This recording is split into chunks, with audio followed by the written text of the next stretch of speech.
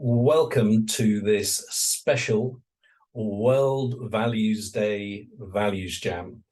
And we're delighted to be here with Charles Fowler from the UK Values Alliance, who is the coordinator for World Values Day. Welcome, Charles.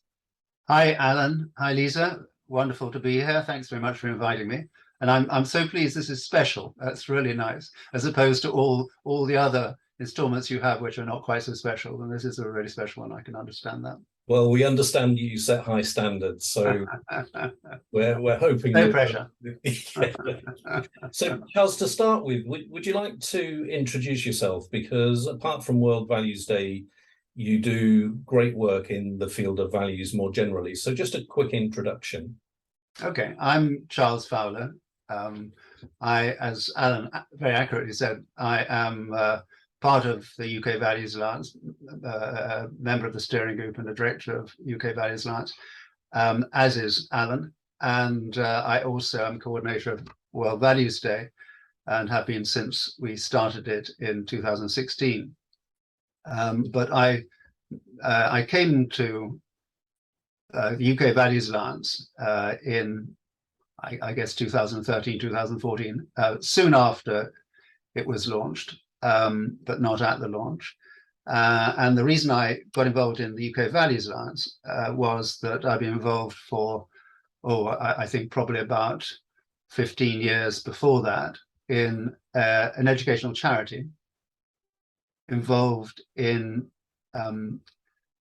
promoting values into schools, primary and secondary schools, or in depending where you're sitting, elementary and high schools, whatever. And the charity called the Human Values Foundation puts together programs helping children to learn to develop emotionally and socially in an optimal way, in a healthy way, using values as, I guess, the vocabulary, the language to do this. And as you know, because we're not the only ones working in the education area, in the field of values, this is a very, very effective way of helping children understand themselves and understand how they relate to other people. And it can be enormously powerful. In fact, the Human Values Foundation, I think, was the pioneer in this work in the early 90s, late 80s, early 90s. It formed as a charity in 1995 and is going very, very strong today. And we've, in fact, recently launched a wonderful new program called The Big Think, and that was launched a couple of years ago in the midst of COVID. And that is being rolled out to schools as we speak.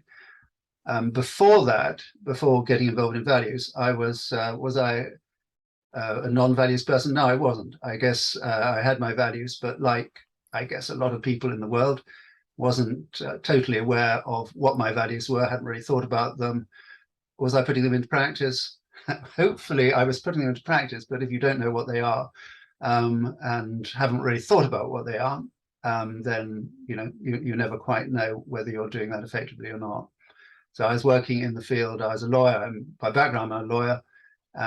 By most of my career, though, was spent in financial services, in fund management, which, contrary to perceptions, is an area which I think is very firmly rooted in values, which is not to say that everyone abides by values, by good values, like most other parts of society. So that's really my background. And I'm looking forward to talking today about whatever it is that we're going to talk about. What are we going to talk about?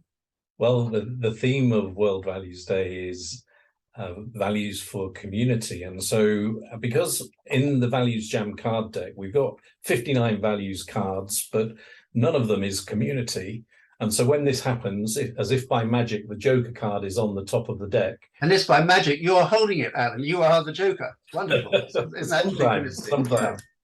So we use the Joker to be able to play with any values word. And on this occasion, it is the word of community, which is interesting in itself. So, Charles, the first question we have for you is, what is community? And what does it look, sound, feel like? Okay, I think I can answer that question best by recalling how we all, when I say we, everyone involved in the planning and preparation for this year's World Values Day, we have, as you know, both of you, because you come to them regularly, we have a big planning committee that meets quite informally, but regularly once a month, from one World Values Day to the next. And when we were investigating what we wanted to do as the theme for the 2022 World Values Day, we actually started off with, I guess, more feelings about where the theme should be heading. And our feelings were that it should be something to do with being connected with each other. And that was a strong feeling that came out, I think, of the pandemic. People had got disconnected somewhat, although, of course, in other ways more connected through platforms like Zoom, but in most other ways physically disconnected from each other. And so connection was a very, very important thing. And associated with that, people came up with words like togetherness, and unity, and a lot of similar words. And so that's where we started from. And we played around with lots of different words, as you'll both remember, and came up with the word community. And that was the one that everyone seemed to go for. It was different from last year's, which was about reconnecting. Reconnecting was the theme of World Values Day last year. Not totally dissimilar, though, because we wanted to keep that connecting element to the theme. But it brought, I think, a new dimension. I think this is answering the question about, what community means and why community. Community, I think that extra dimension is to do with not just connecting, but to do with a sense of unity. So after all, the etymology, the derivation of the word community comes from the Latin, like lots of things, com, with or together, and unity. So the theme of uniting together, becoming one entity, one community, is, I think, a very powerful one, and actually, in many ways, a totemic one for our society at the moment, because I think what we all feel that we lack, both in our countries individually and in our bits of countries and globally, is that sense of community. And because we're facing lots of potential division or actual divisions, stress in the world, all sorts of crises, potential and actual, whether it's war, whether it's health, whether it's the climate crisis, whether it's a lot more really that we're going to name. There's practically one coming, and there's an economic crisis happening at the moment, or at least a recession, which could become worse, not just in this country, but around the world. So there are a lot of forces pulling us apart. And in terms, and there are other longer term social forces, I think, which are fragmenting us too. You could name, for instance, social media as one force, which is in some ways both connecting us, but also dividing us. So the picture is never a simple one. But community, I think, picks up on a lot of those various concerns around us as individuals and as society, and focuses it together. So I think for me, it's a very, very key word and a key value, and it's both. And I think what's very important is that we can have either have or lack a sense of community, not just in our societies, but in every sort of layer down from that. So in our groups and organizations, in our local communities, in our family communities, in our school communities, and even that sense of community in ourselves, because that, in a way, it sounds odd to apply community to us as an individual, But as we all know from looking at values more generally, the practice of most values needs to start with ourselves internally. Otherwise, it never gets traction really outside when you practice it outside yourself. And so I think I'd like to look at community as a value and how we practice it. First of all, how we practice it within ourselves. Are we one with ourselves? Are we in a position where we can be therefore one with others, one with the people around us in whatever communities that we're involved in? And Lisa, listening to Charles there, maybe you had some of your own thoughts at the beginning, and then maybe what Charles has said has prompted other thoughts. How are you feeling about community? Yeah,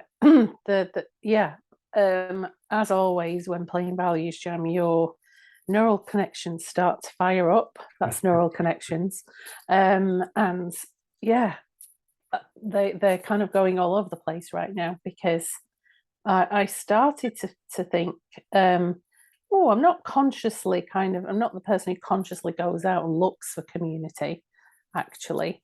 Yet, nevertheless, I am part of communities, different communities, and family is community. My kids' school, actually, because that was a school I went to. And also I'm now on the Parents Association there, and we create events and we like to welcome people in. So yeah, definitely can kind of see that I am kind of part of different types of community. But the one thing about lockdown for me, though, was that I did find a huge sense of community online. It was very, very helpful to me as an individual. So I joined coaching groups, and it provided me with a huge sense of belonging and support. And I think there was that sense of those of us who were working on client projects together. We built a different sense of community, because we were all experiencing the same thing, but in different ways. So and I think social media as a community is a fascinating area to explore, because you're spot on, Charles. It brings us together and it divides us, absolutely. But on the whole, I like to think that the positive aspects just about outweigh the negative aspects, really.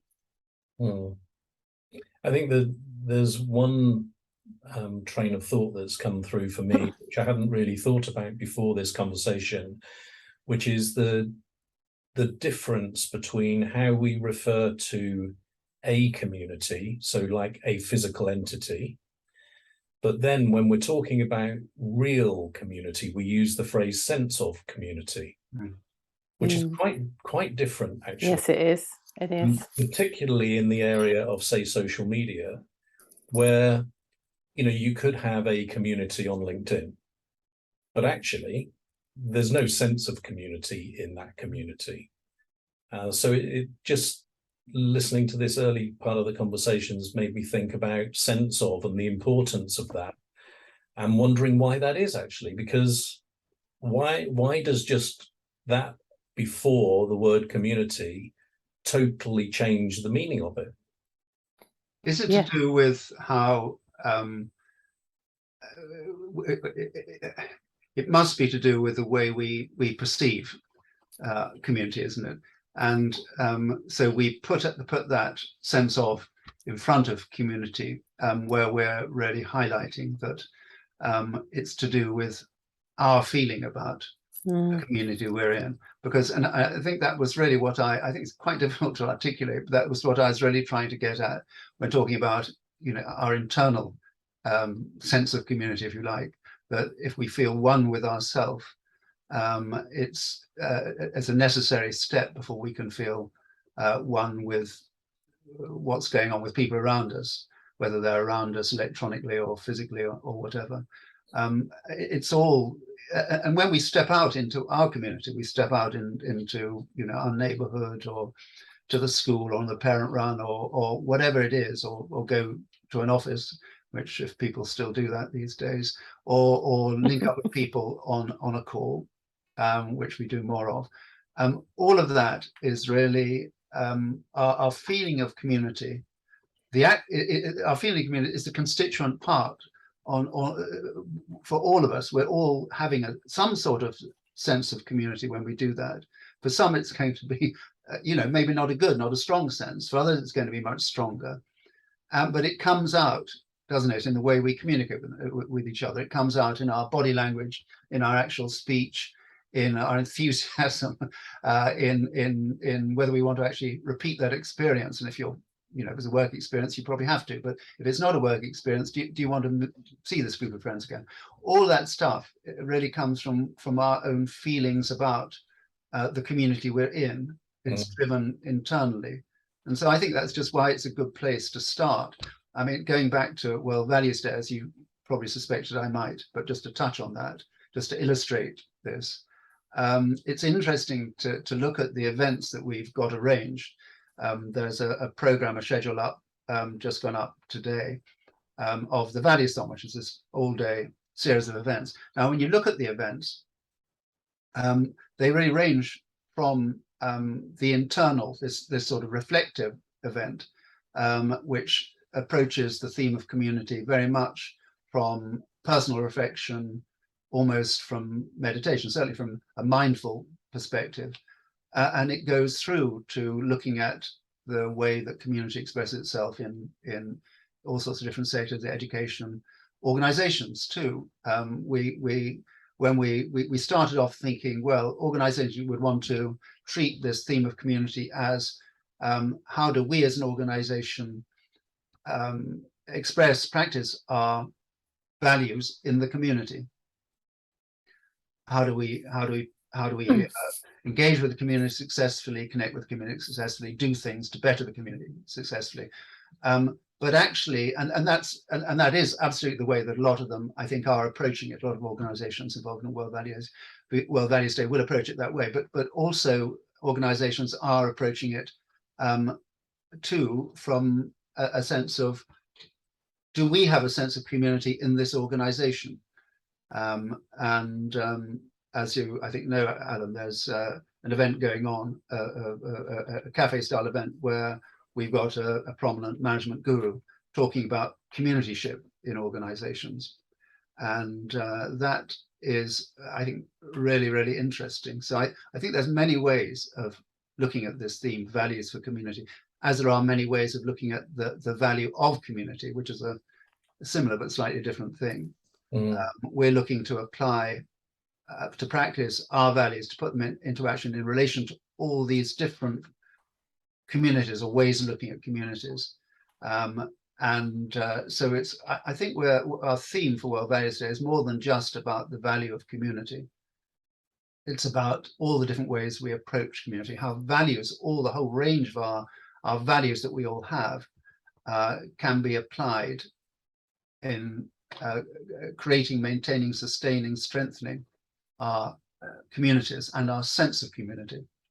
And I'm always fascinated by the metaphor element to this question, which we've yet to explore. So let's do that now.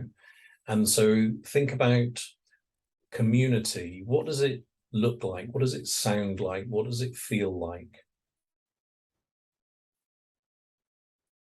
Is that a question for me or for or Lisa, the group as a whole?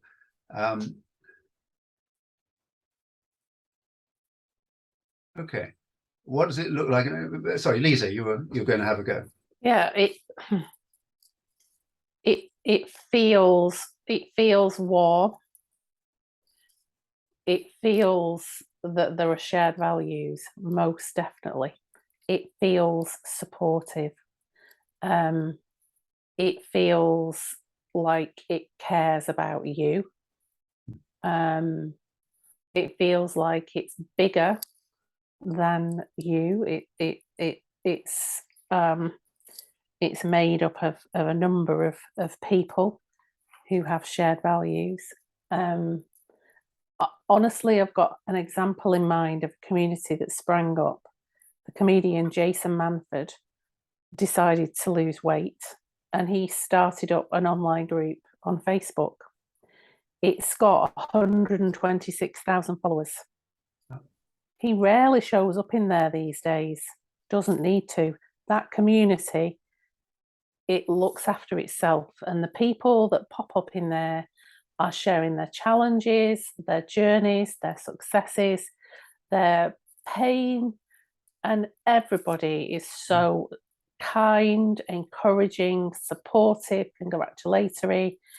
Everybody in it has got something in common, and wishes to give something actually to the other people in it. So actually, I haven't sought any help from it, but I've definitely wanted to give something back to the people who pop up, because I get lots of inspiration and warm, fuzzy feelings from reading their stories, and so on. So yeah, so a community feels like that, and it gives something. It gives something back to the people that are in it.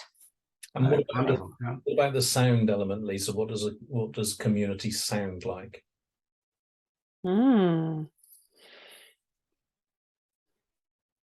It sounds like, come on in, you're really welcome here. Come on in, let's put the kettle on. Or depending on the time of the day, come on in, let's crack open the gin bar. You know, tea until 5 o'clock, maybe. Yeah, come on in, come on, get warm, sit down, make yourself at home. You're safe here. That's what it sounds like. Okay, Charles. I think it's lovely. I love that, Lisa. I think I'm not sure I'd even attempt to do better than that. Wasn't that wonderful? I mean, I think just really amplifying what you're saying. It's all we can do, and it's all about other people, isn't it? That's what holds communities together. It's about our attention being on other people, our value of caring, our caring being for other people, about being concerned for other people, about being amused by other people, about sharing, joining, all those words.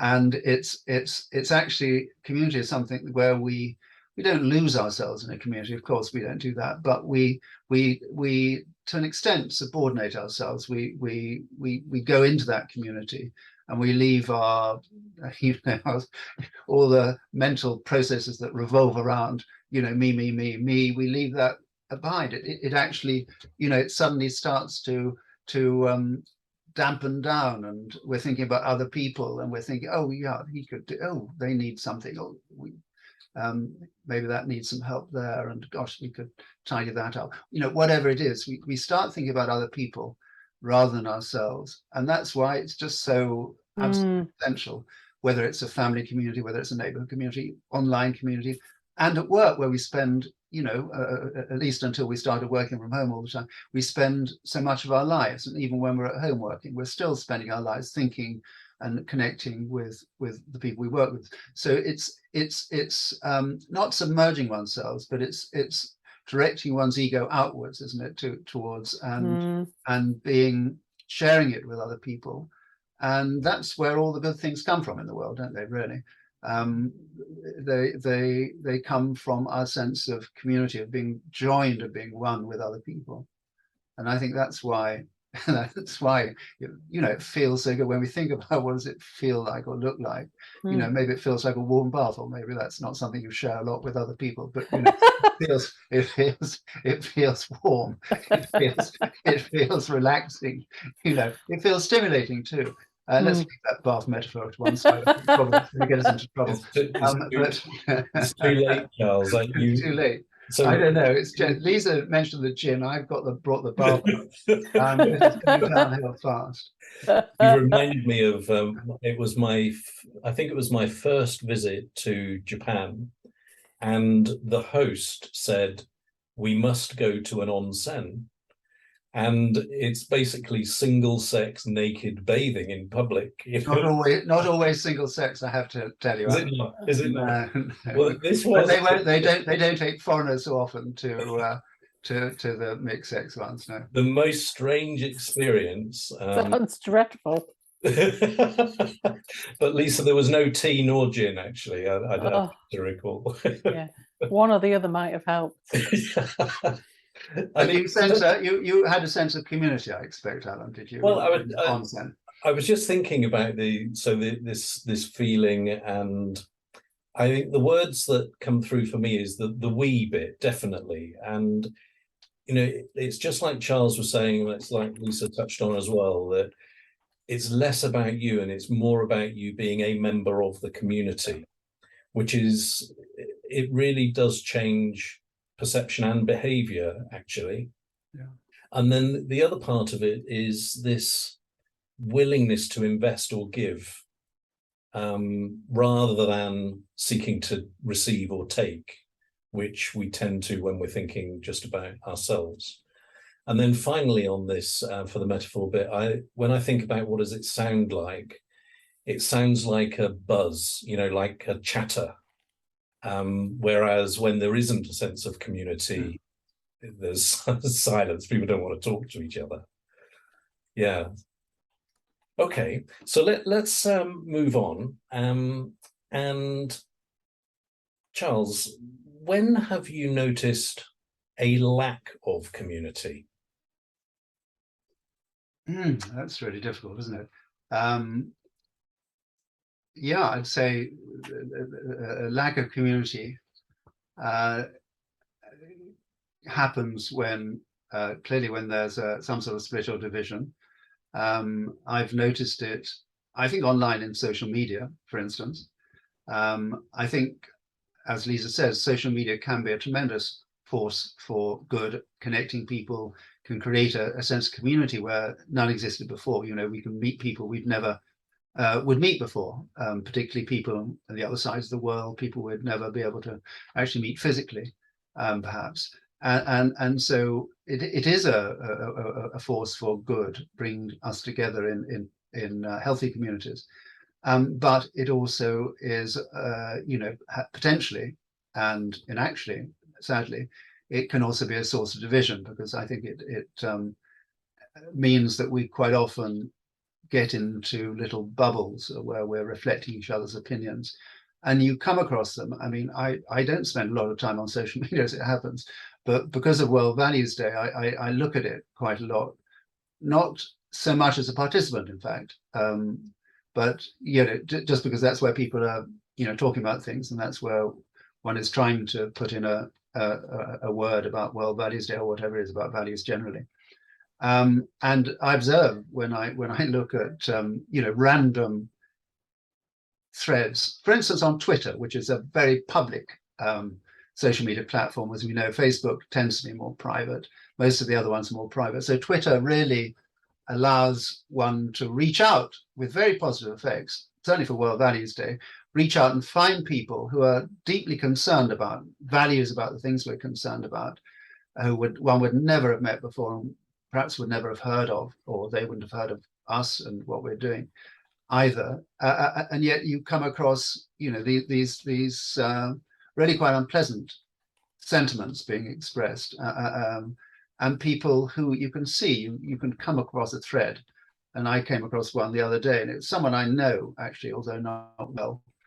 And I was to find out just some information as it happened. And my Googling led to a Twitter thread.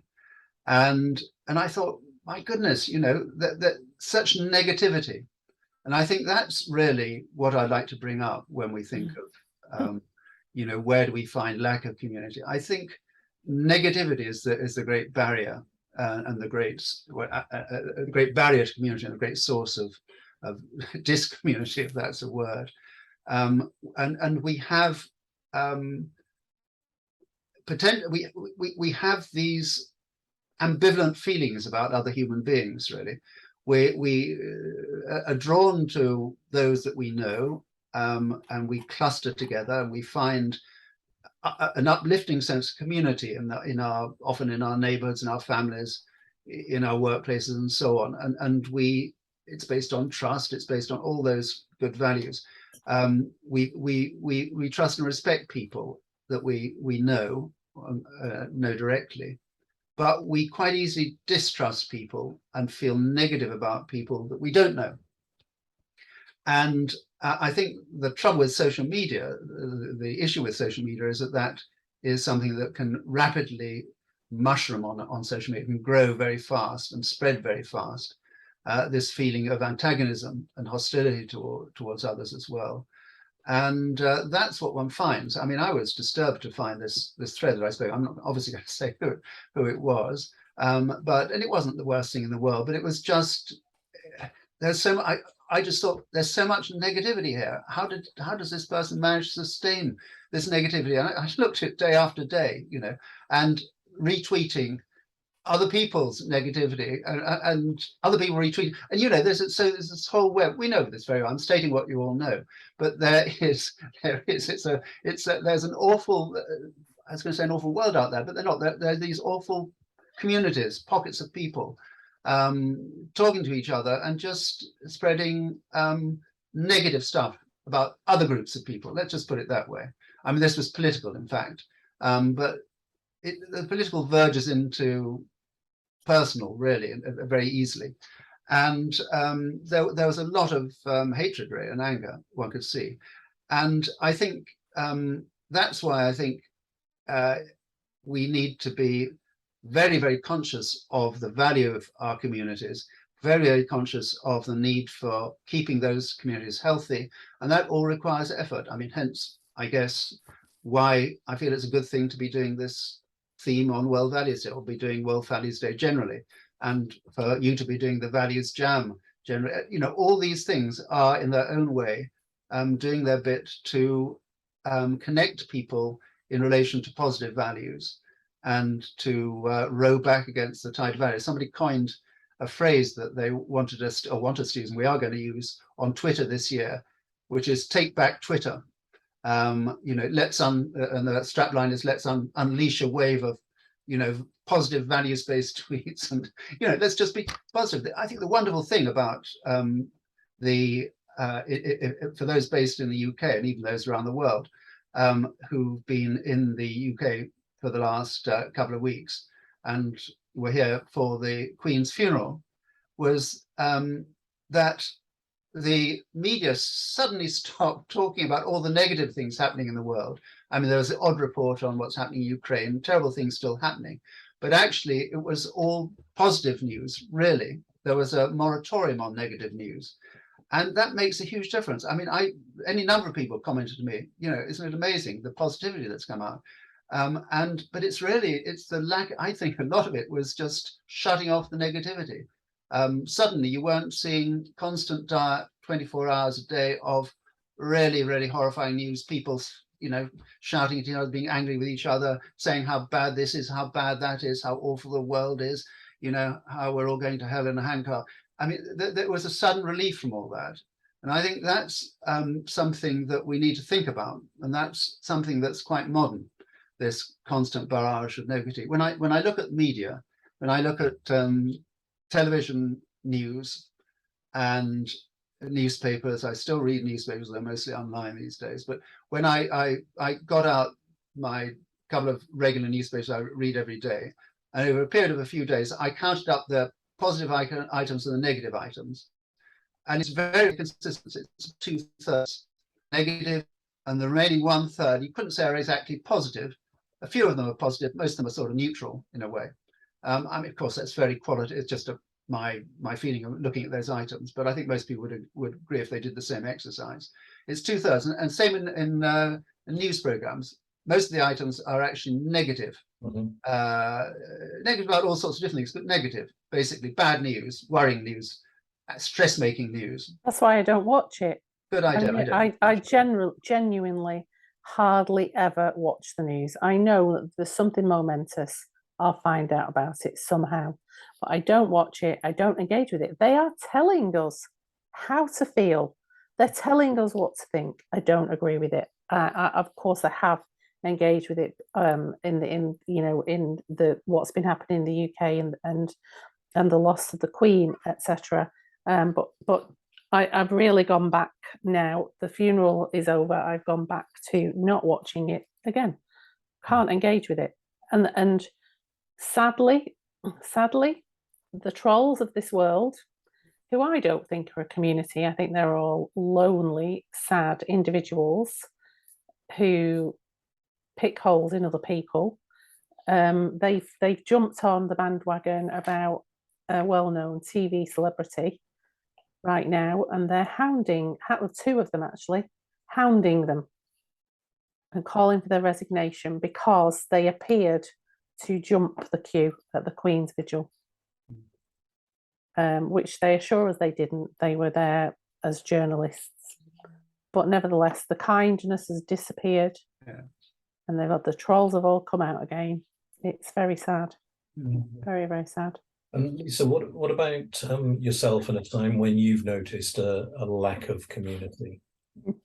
Yeah, I mean, honestly, what springs to mind are those cold winter nights sitting in the sixth form common room at school in the last 5 years with a kind of skeleton representative of the parent body and a few of the senior managers from school who were made to be there, and thinking, is this it? Are we the only ones who really care here? and actually, all of us on the Parents Association, we are all working parents, most of us working full time with children of varying ages, and those are the times when I felt like, where is everybody? You know, it's always the same people. I'm glad to say it's improved. It has improved, and we found some great people who've wanted to join the community and join in and help and be a part of it. That's wonderful. But that's when I felt it, I think. Yeah. It does require effort, doesn't it? That's the thing. To maintain, to maintain a parents association, but to maintain any community anywhere really requires effort. It does. Part of all of us, really. Not just on the part of one or two of us, but actually on some effort on the part of all of us, because otherwise it's not a community. If there are people there making absolutely no effort, then it won't be a community. It certainly won't be a community involving those people. To be part of a community, you have to make at least some effort, and that's something which I think, is not always apparent to people. Yeah, but absolutely. It's that balance of contribution, isn't it? Rather, because you get to the stage that Lisa's describing, and glad to hear that it's got better. But when you're in a situation where you've got a few people who are basically corralling and cajoling everybody else to get some contribution, then you're kind of on a losing run. But for my example, I think was sparked by what Charles was talking about division. And if I think about whether it be the election or whether it be Brexit, these sort of situations, it seems to me that the lack of community is caused by the creation of just two places, and you have to choose one. So by definition, you've then got conflict. And it just feels that it would be so much better for community if there could be a broader discussion around the greyness in between those two positions, the other possibilities, and broaden the conversation rather than you're either there or you're there. Because Charles, I think you're dead right that, and it's happening all over the world, isn't it? That it seems that whoever it is, or for whatever reason, we're setting ourselves up for failure by taking that approach of it's either one or the other. So that's my example of lack of community. And the truth is, there's always, a multiplicity of views on any issue, and that's healthy and good, because otherwise, you don't have any possibility of change.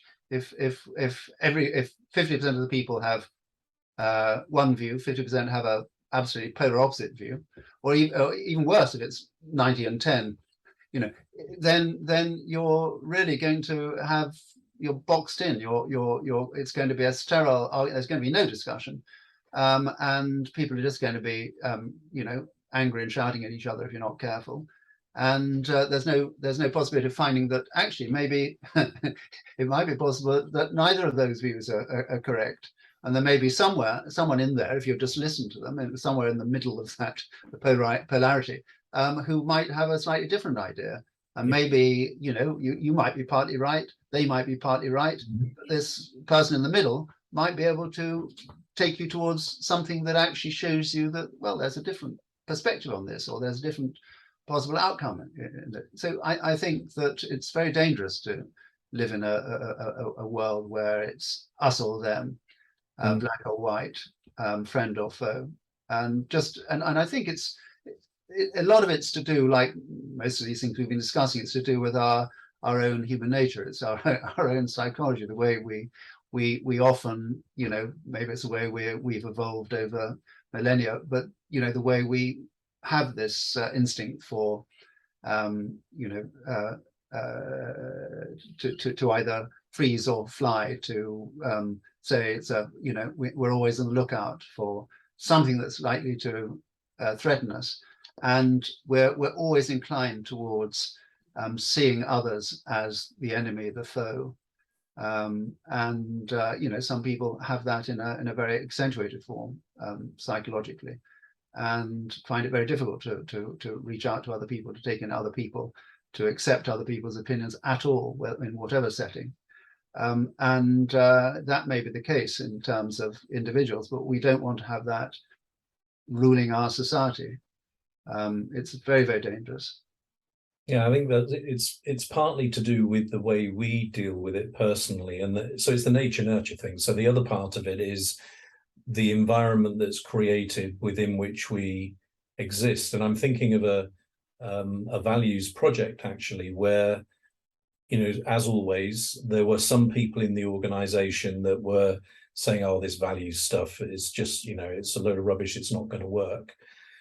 So the chief executive, rather than closing that argument down, actually created a forum of disbelievers and encouraged them to meet and air what they thought. And so in that way, and I was just thinking when we were talking about this, that willingness to have a difference and see it through, maybe agree to disagree at the end of it, is actually one of the signs of a strong community. Yeah.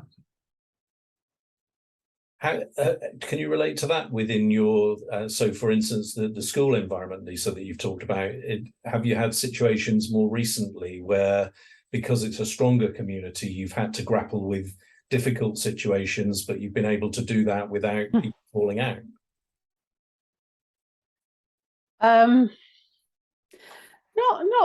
Not so much really. I think I think we've kind of realized that for it to sustain itself, it has to kind of operate on a slightly different model. And so we're actually, because we're all professional people running it, what we're doing is we're actually bringing in methodologies from our work to help us run the Parents Association. So, for example, that we have somebody who's retiring from the Parents Association who has a very traditional approach. We're taking the banking online. We're going to allow people to pay online, but we're creating examples of for any given event. We're going to have an event owner with a process flow and almost a standard operating model for each event now. So we don't need to spend loads of time in meetings going over the same thing again and again and again. We've done it. We've done this event many, many times, and we're open to new ideas. But generally, these are the steps you have to follow with the school, with the licensing authorities to make something happen. So we're kind of, I think we're kind of, maybe we're preempting problems, if you like. And the model that we're adopting is we are trying to mentor and lead other people to step in so that we can step back more. And we also had an absolutely genius idea. Well, I have to say, it's my friend Sally, vice chair. All the kids want to do their Duke of Edinburgh, don't they? And they have to do volunteering we've been missing a trick for years. They can volunteer for the Parents Association. Genius, absolutely genius. They learn, we sign off, they get their accreditation, parents get a trip to Buckingham Palace when they get the gold awards. Happy days. So yeah, we've kind of I guess we've turned our frustrations around into something that will work. We can't step away yet, none of us, because it won't sustain itself, but we're making it stronger. That's what we're doing. Okay.